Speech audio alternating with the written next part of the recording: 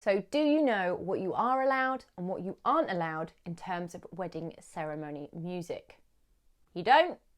I got you. Come on.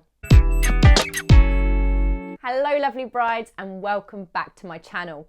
I'm Lauren, wedding planner and owner of Bluebird Creative. I provide a weekly dose of wedding planning goodness for the stylish bride. So if you haven't subscribed to my channel, hit subscribe, hit the bell, and you'll be notified every Tuesday when I post a new video.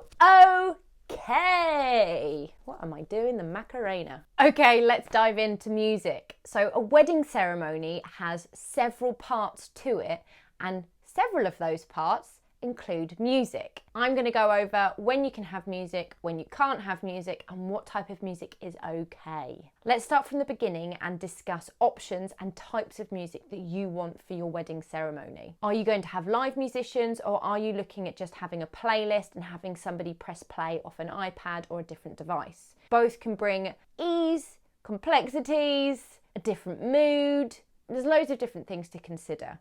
Cost, budget. Creating a playlist on Spotify, making sure that you've made it offline before your wedding, do not make that boo-boo, okay, is cheap. It's free and it's pretty easy. You just need to make sure that your venue in the ceremony room has speakers that you can use. Check that they don't charge an additional fee. It happens. And then make sure, for example, an usher is happy to be in charge of the music.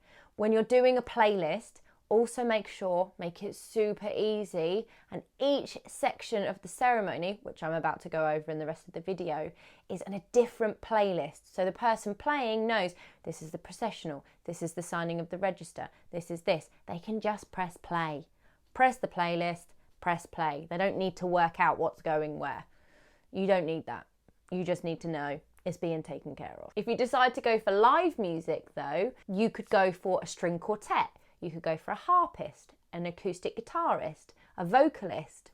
There's lots of different options. It depends on the mood, the style of your wedding, what music you like, your budget again.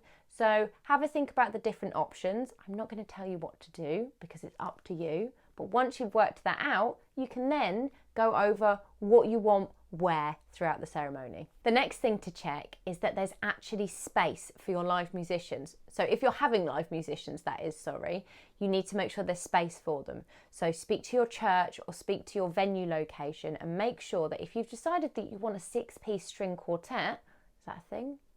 Then there's actually space for them. If it's a really small room, then maybe the playlist is the best option for you. So take that into consideration before you get your heart set on a 12-person choir. Okay, this is a biggie. You need to know that if you are having a civil ceremony, there must be no religious connotation.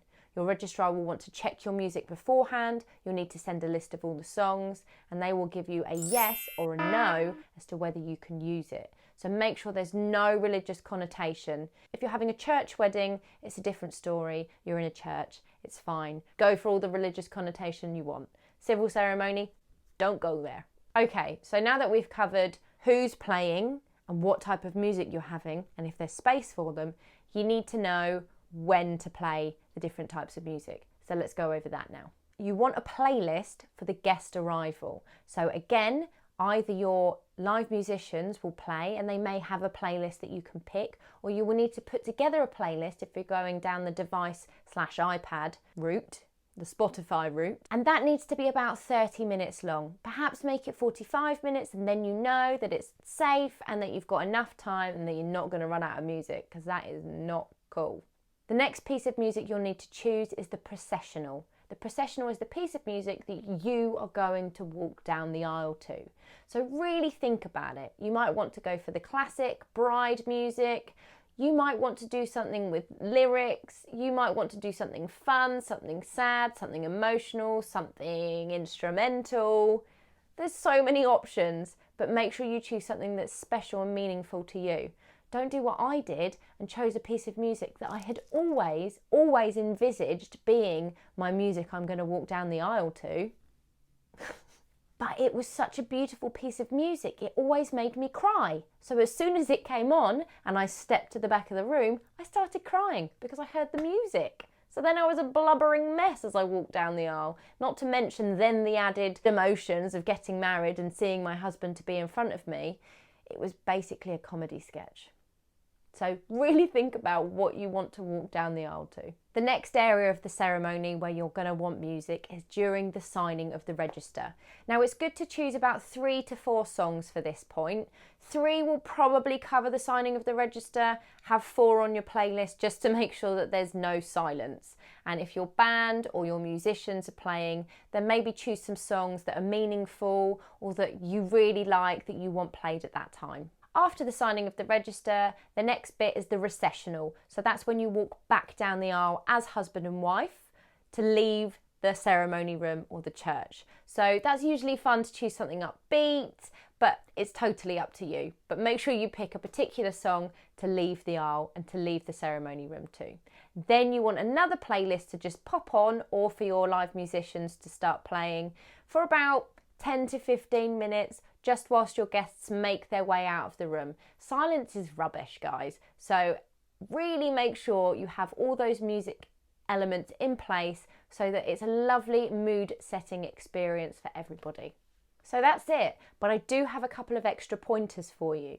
So 1, make sure if you're having live musicians that they know all the information. So sit down with them or email them or have a phone call with them and make sure they know what they're playing, when they're playing it, because you're not going to be speaking to them during the ceremony, so they need to know what's going on. 2, I've mentioned it already, but make sure you have somebody that's chosen to play your playlist if that's the road that you've decided to go down, and make sure the playlist is offline.